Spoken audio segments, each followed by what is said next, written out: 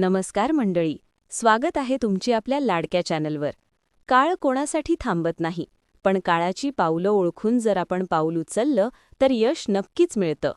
आजच्या या विशेष भागात आपण ज्योतिषशास्त्रीय दृष्टिकोनातून मेष राशीचे चैत्र ते फाल्गुन या संपूर्ण 12 महिन्यांचा सविस्तर प्रवास पाहणार आहोत. तुमच्या आयुष्यात येणारे चढउतार, आर्थिक संधी, नोकरी व्यवसायातील बदल आणि कौटुंबिक आनंदाचे क्षण नेमके कधी येतील, कोणत्या महिन्यात तुम्हाला सावधान राहायचं आहे, हे सगळं आज आपण उलगडणार आहोत. चला तर मग सुरू करूया. चैत्र आणि वैशाख, वर्षाची सुरुवात. चैत्र वर्षाची सुरुवात थोड्या संयमाने करायची आहे. या महिन्यात उधार उसणवारी पूर्णपणे टाळा, कारण दिलेले पैसे परत मिळण्यात अडचणी येऊ शकतात. मित्रांशी संबंध जपून ठेवा. उत्तरार्धात महिन्याच्या दुसऱ्या भागात परिस्थिती सुधारेल, पण अमावस्येच्या सुमारास मौल्यवान वस्तूंची काळजी घ्या. वैशाख हा महिना तरुणांसाठी भाग्योदयाचा आहे.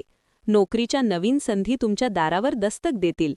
ज्यांचे विवाह जमण्यात अडचणी येत होत्या त्यांच्यासाठी अपेक्षित स्थळे येतील.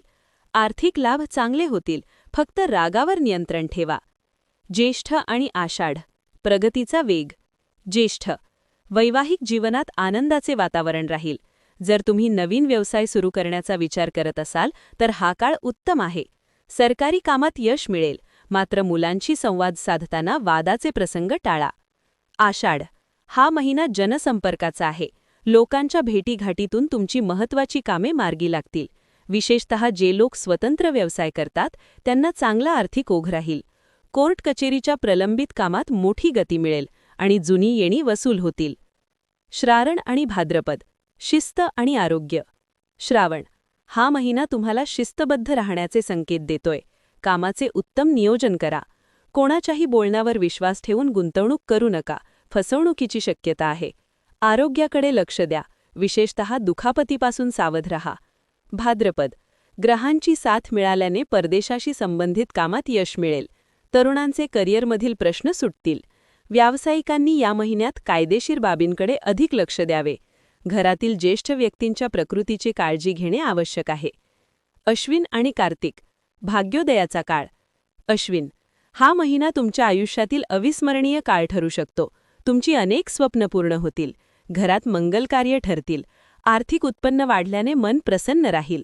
आई-वडिलांच्या प्रगतीमुळे घरातील वातावरण आनंदी असेल. कार्तिक गुरुकृपेने जुन्या गुंतवणुकीतून किंवा पूर्वपुण्याईतून लाभ मिळतील. हा महिना तुम्हाला ऋणमुक्त करणारा ठरेल. तुमची मानसिक ओढ अध्यात्माकडे किंवा चांगल्या विचारांकडे वळेल. शैक्षणिक क्षेत्रात मोठे यश मिळण्याचे योग आहेत. मार्गशीर्ष आणि पौष, महत्वाकांक्षा आणि खरेदी. मार्गशीर्ष तुमच्या महत्वाकांक्षांना या महिन्यात पंख मिळतील. ग्रहांची साथ मिळाल्याने अशक्य वाटणाऱ्या गोष्टी शक्य होतील. कलाकारांसाठी हा सुवर्ण काळ आहे. व्यवसायात बेकायदेशीर मार्ग टाळल्यास मोठी प्रगती होईल. पौष महिन्याच्या सुरुवातीला अपघातांपासून सावध रहा, पण उत्तरार्धात ग्रहांचे पाठबळ मिळेल. नोकरीत आनंदाची बातमी मिळेल. घरात मोठी खरेदी किंवा रिअल इस्टेटमध्ये गुंतवणूक करण्याचे योग आहेत. माघ आणि फाल्गुन, यशाचे शिखर. माघ हा महिना स्पर्धा परीक्षेची तयारी करणाऱ्यांसाठी अत्यंत फलदायी आहे. तरुणांना नोकरीच्या मुलाखतींमध्ये मोठे यश मिळेल. घरात आनंदाचे प्रसंग साजरे होतील आणि तुमची सामाजिक प्रतिष्ठा वाढेल.